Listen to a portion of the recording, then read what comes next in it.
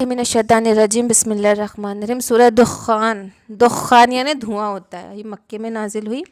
اس کی فضیلت کیا ہے کہ حضرت ابو ہریرہ رضی اللہ تعالیٰ عنہ سے مروی ہے کہ آپ صلی اللہ علیہ وسلم نے فرمایا، جو شخص جمعے کی رات میں سورہ دخان پڑھ لے تو صبح تک اس کے گناہ معاف ہو چکے ہوں گے۔ تو آج پڑھنا ہے سب نے انشاءاللہ یاد سے۔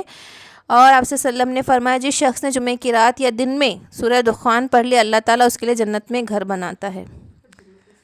اور اس میں تو نہیں ہے، اس کی ایک تفسیر بھی بڑی پیاری آتی ہے کہ اس وقت جو ہے ابن سیاد تھا، اس نے نا وہ اس پہ سب کو شک تھا کہ یہ دجال ہے، تو وہ بولتا تھا کہ میں نبی ہوں اور میرے پاس جھوٹی سچی خبریں آتی ہے، بڑبڑاتا تھا، عجیب سی حرکتیں کرتا تھا۔ تو آپ صلی اللہ علیہ وسلم وہ بچوں میں کھیل رہا تھا، آپ صلی اللہ علیہ وسلم اس کے پاس گئے اور نہیں پیچھے سے ٹپو مارتے، تو ایسے کر کے ٹپو مارا اور کہا کہ تو گواہی دیتا ہے کہ میں اللہ کا نبی ہوں؟ تو اس نے کہا کہ آپ گواہی دیتے ہیں کہ میں اللہ کا نبی ہوں؟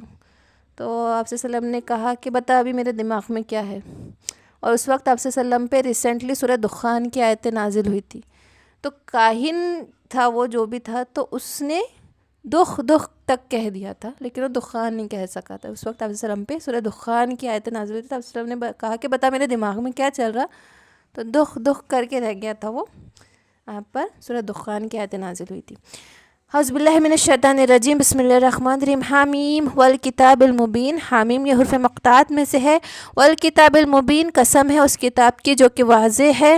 انا انزلناہ فی لیلۃ مبارکۃ، کہ ہم نے اس کو نازل کیا، مطلب کس کو؟ قرآن کو، لیلۃ مبارکۃ، مبارک رات میں، انا کنا منذرین، اور ہم ڈر سنانے والے ہیں۔ تو اب اس کا نزول کب کے بارے میں کہ ہم نے اس سورت کو لیلۃ القدر میں اتارا، کہ لیلۃ المبارکہ کے معنی شب قدر بھی ہے، رمضان مبارک کی وہ آخری عشرے کی رات جو کہ لیلۃ المبارکہ کہلاتی ہے۔ اور لیلۃ المبارکہ میں ہی جتنے جو ہے نا صحیفے اور آسمانی کتابیں، سب کی سب زیادہ تر جو نزول ہوا ان کا رمضان مبارک میں ہی ہوا، کہ حضرت ابراہیم علیہ السلام کے صحیفے رمضان کی پہلی تاریخ، تورات رمضان کی 6 تاریخ، زبور 12ویں، انجیل 18ویں، اور قرآن 24 تاریخ میں نازل ہوا۔ اب قرآن تو لوح محفوظ میں لکھا جا چکا تھا پورا کا پورا، اب نازل ہونے سے مراد، اور وہ بھی لیلۃ القدر سے کیا مراد ہے کہ قرآن کی آیتیں لیلۃ القدر کے پہلے آسمان پہ اتار دی گئی، اور پھر وہاں سے وقتاً فوقتاً وہی 23 سالوں میں آپ صلی اللہ علیہ وسلم پر اتری۔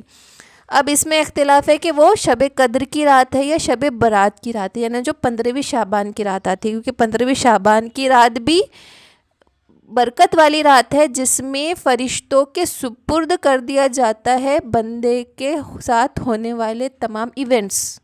حالانکہ کوئی کہیں گا کہ اس وقت طے ہو رہے، کہ طے نہیں ہو رہے، شب برات یعنی برات والی رات جو کہ شعبان کی 15ویں رات ہے، ثابت ہے یہ کہ لوح محفوظ میں سب کے ساتھ کیا ہونا ہے، رزق، قدر، ہر چیز لکھی جا چکی، لیکن فرشتوں کو سونپا جاتا ہے کہ کس کے ساتھ کیا ہونا ہے، ان کے کام فرشتوں کو سونپا جاتا ہے، اسی لیے ہم عبادت میں گزارتے ہیں وہ رات کو، کہ فرشتوں کو سونپا جاتا ہے۔ لیکن شب قدر ہے یا شب برات ہے، اس میں جو اختلاف آتے ہیں، اس میں 2 روایتیں ہیں، لیکن زیادہ صحیح روایت شب قدر کی رات ہے، کیونکہ پورا قرآن جب شب قدر میں نازل ہوا تو شب قدر ہے۔ فیہا یفرق کل امر حکیم، کہ اس میں ہر حکم کو یفرق جدا جدا کر دیا جاتا ہے، ہر حکم کو حکیم جانچا ہوا حکم کر دیا جاتا ہے۔ امرن من عندنا، حکم کیا ہوا ہماری طرف سے، انا کننا مرسلین، اور ہم بھیجنے والوں کے ساتھ اس کو بھیجتے، فرشتوں کے ساتھ اس کو ہم پھر بھیجتے ہیں اس دنیا میں۔ رحمتا من ربک، رحمت ہے آپ کے رب کی طرف سے، انہ هو السمیع العلیم، کہ بے شک یہ سننے والا اور جاننے والا ہے۔ رب السماوات والارض، رب ہے زمین، آسمانوں اور زمین کا، وما بینہما، اور جو کچھ اس کے درمیان میں ہے، ان کنتم موقنین، کہ آپ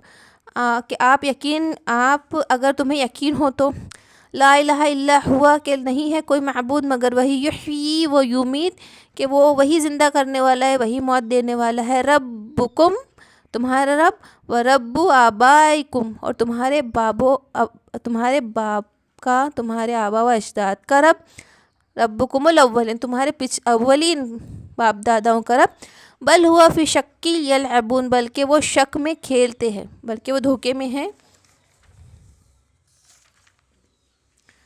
فرتقب، تو انتظار کر، یوم تأتی السماء بدخان مبین، تو انتظار کرو اس دن کا جب کہ آسمان پہ دخان ظاہر ہو جائے گا، مبین ظاہر ہوا دخان، دھواں.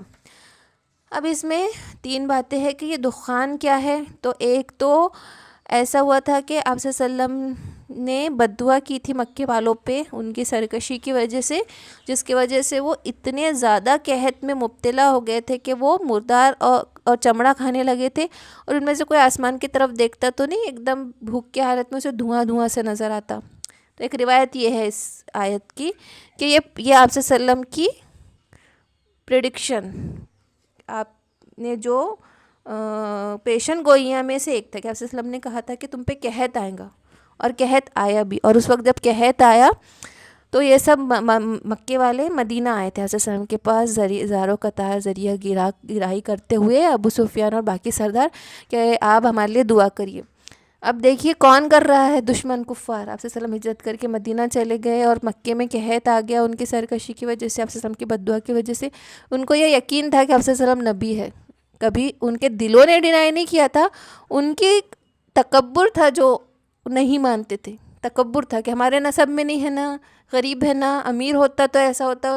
مانے تھے دلوں سے، سب نے اس بات کو ایکسیپٹ کیے تھے کہ آپ نبی ہے، اسی لیے دعا کروانے آئے تھے.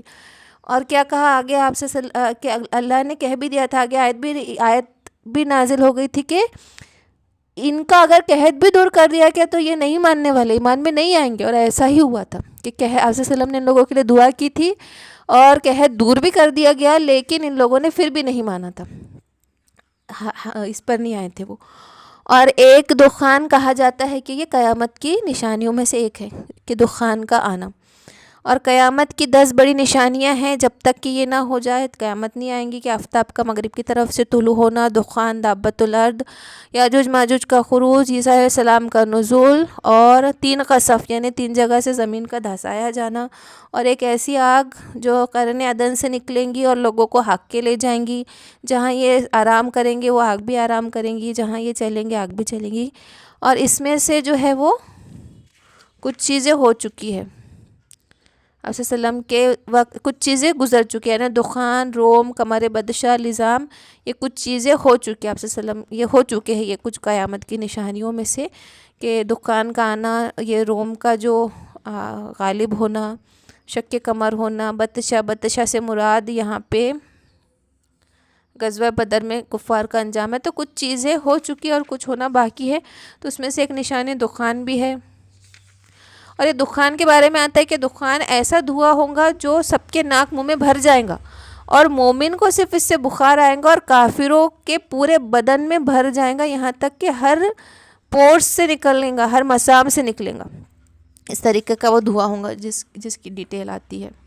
یغشی الناس، ڈھانپ لے گا لوگوں کو، ھذا عذاب علیم، اور یہ بڑا دردناک عذاب ہوگا. ربنا اکشف عنا عذاب انا مؤمنین، کے کیا کہا انہوں نے، ہمارے ربنا اکشف، کے کھول دے، عنا ہم سے، العذاب عذاب، انا مؤمنین، کہ ہم یقین لانے والے ہو جائے. جیسا کہ انہوں نے کہا تھا کہ دعا مانگنے کہا تھا، تو آپ صلی اللہ علیہ وسلم نے دعا کی تھی کہ اگر ہم سے عذاب ہٹ جائے گا تو ہم ایمان لائیں لیں گے.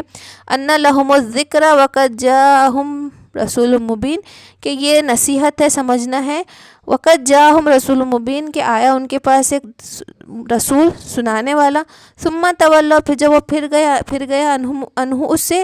وقالوا معلم مجنون، تو انہوں نے کہا کہ یہ سکھایا ہوا جادو ہے.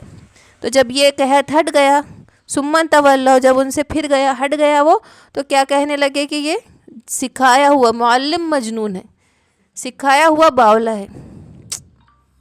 انا کاشف العذاب، کہ ہم جب دور کر دیں گے عذاب، قلیلم انکم عائدون، کہ بہت کم ہے جو پھر وہ وہی کریں گے.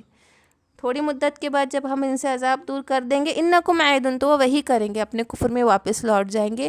یوم نبطش البطشۃ الکبریٰ، کہ جس دن ہم پکڑ کریں گے بڑی پکڑ. انا منتقمون، کہ ہم پھر اس وقت بدلہ لینے والے ہوں گے.